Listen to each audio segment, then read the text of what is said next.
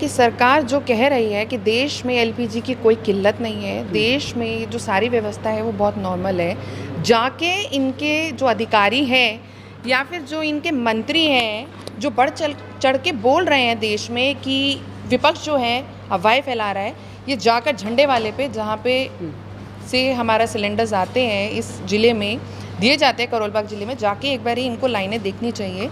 या फिर दिल्ली में, पूरे देश में कहीं पे भी जाके इनको लाइनें देखनी चाहिए, तब इनको पता चलेगा कि आज जो सिलेंडर हमें सरकार से मुहैया होता है, बाकायदा जो हमारा कनेक्शन होता है उसके थ्रू पर्ची जो होती है, हम उस पे पैसे दे के जो खरीद लेते थे वो मिलना मुश्किल हो चुका है। 25 दिन का इन्होंने क्राइटेरिया किया हुआ है। मेरे घर में खुद मेरी मम्मी ने सिलेंडर जो लास्ट रिसीव किया था वो जनवरी में किया था। आज हम अप्रैल में खड़े हुए हैं। सिलेंडर मिलना इतना मुश्किल हो गया है, उसके बाद सिलेंडर मिल नहीं पा रहा है। उसके साथ साथ जो बाहर से छोटे सिलेंडर भरवाए जाते हैं, आज उसकी जो कीमत है प्रति किलो की वो 500 रुपये किलो लोग भरवा रहे हैं। सरकार को ये बताना चाहिए कि जो एक ऑटो रिक्शा चला रहा है, जो साइकिल चला रहा है, अपने बच्चों को स्कूल छोड़ के आता है, आपने शिक्षा महंगी कर दी, आपने उसके साथ साथ जो उसके खाने बनाने के लिए जो गैस इस्तेमाल होती है आपने उस तक को इतना महंगा करवा दिया है। जहाँ पे आप कह रहे हैं, रोज़ न्यूज़पेपर में आता है कि 50% कंजम्पशन बढ़ा दी है, तो कंजम्पशन बढ़ती हुई दिखनी तो चाहिए। चाहे वो महिलाएं हो, चाहे वो देश हो, चाहे वो लोग हैं, किसी को कुछ नहीं मिल पा रहा है। इनकी व्यवस्था पूरी ठप हो चुकी है। चाहे वो डिप्लोमेटिक रिलेशनशिप पे ले लीजिए आप विश्व स्तर पे, या फिर अपने देश की रणनीतियाँ ले लीजिए। लोग हाहाकार से चिल्ला रहे हैं, चाहे वो गैस के मुद्दे हो, चाहे वो पढ़ाई का मुद्दा हो, चाहे वो नौकरी का मुद्दा हो, महिलाओं के मुद्दे हो, दलित के मुद्दे हो। आज हर वर्ग इनसे परेशान हो चुका है। लेकिन सरकार के कुछ लोग ये भी कह रहे हैं कि भाई देखिए, अंतर्राष्ट्रीय स्तर पर ये जो है पूरी व्यवस्था ख़राब हुई पड़ी है, इसमें सिर्फ भारत की कोई कमी थोड़ी है, ये तो जो पूरा इंटरनेशनल लेवल पर ये स्थिति है, सिचुएशन। तो देश के लोग ये जानना चाहते हैं कि आपकी क्या रणनीति है। अगर आपको पता चल रहा है, देख रहे हैं, डिप्लोमेटिक रिलेशनशिप्स होते हैं किसी भी देश के साथ, दूसरे देशों के साथ, एक देश की सरकार डिप्लोमेटिक रिलेशनशिप्स मेंटेन करती है, क्या ये उसमें फेल होने के साथ साथ जो इनके अंदर की इकोनॉमी है, जो व्यवस्था है, ये उसमें भी फेल हो चुके हैं? इस पे इनके बयान क्यों नहीं आ रहे हैं? ये सिर्फ हवाला दे रहे हैं कि विश्व स्तर पे युद्ध चल रहा है, लोगों को धैर्य रखना चाहिए, लोगों को थोड़ा सा शांत बैठना चाहिए।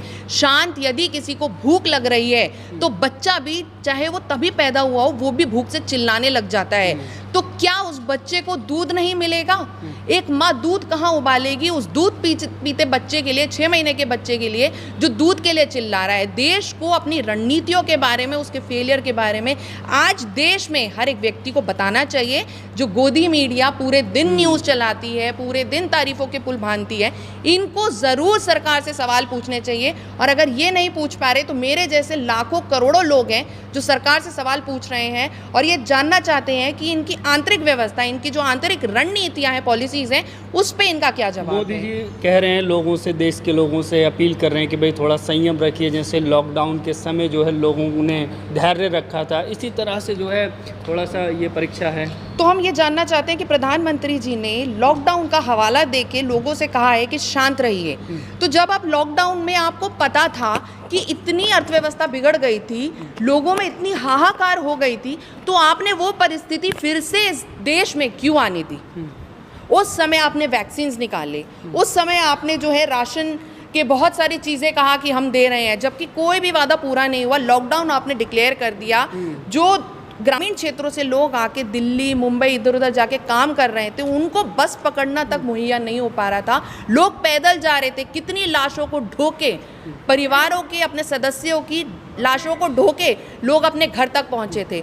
उसके साथ साथ क्या प्रधानमंत्री जी हमें ये भी बता देंगे, जो पीएम केयर रिलीफ फंड उस समय हुआ था, उसका क्या हुआ? क्या उस पे जो ब्याज आ रही है या फिर जो प्रिंसिपल अमाउंट थी वो कहाँ गई? उसका क्या हो रहा है इस देश में, वो कहाँ इस्तेमाल की जा रही है? इस पे प्रधानमंत्री की प्रतिक्रिया हमें ज़रूर चाहिए जब वो मन की बात करते हैं। अभी भी कुछ लोग खबरें आ रही हैं कि कुछ लोग जो मजदूर दिहाड़ी करने वाले लोग हैं वो दिल्ली छोड़ करके जा रहे हैं। बातें नहीं आ रही, आप जाके देखिए, आप सीपी चले जाइए, ज़्यादा दूर नहीं, यहाँ पे हम बाबा साहब अम्बेडकर भवन में खड़े हुए हैं, झंडे वालन पे। यहाँ से थोड़ी दूर पे जो ठेले लगाते हैं, वीडियोकॉन टावर के पास, कनॉट प्लेस में जो दुकानें हैं, ज़्यादातर जो मज़दूर थे वो अपनी अपनी दुकानें बंद करके या ठेले बंद करके जा चुके हैं, क्योंकि आज जो सिलेंडर मिलना चाहिए वो सरकार से नहीं मिल रहा है, और जो उसकी कीमतें हैं सिलेंडर भरवाने की वो 400 से 500 रुपये प्रति किलो हो चुकी है। तो लोगों के पास अब काम करने के भी जरिए बंद होते जा रहे हैं। सरकार को इस पे ज़रूर प्रतिक्रिया देनी चाहिए कि जहाँ पे लोग एक तरफ, जब आपने कहा था कि पकौड़े बनाओ, ठेले लगाओ, पकौड़े तलो, तो आज वो पकौड़े कहाँ पे तलेंगे? जनता जानना चाहती है। इन सवालों का जवाब जनता उस सरकार से जानना चाहती है जो मन की बात करती है, टीवी पे आके।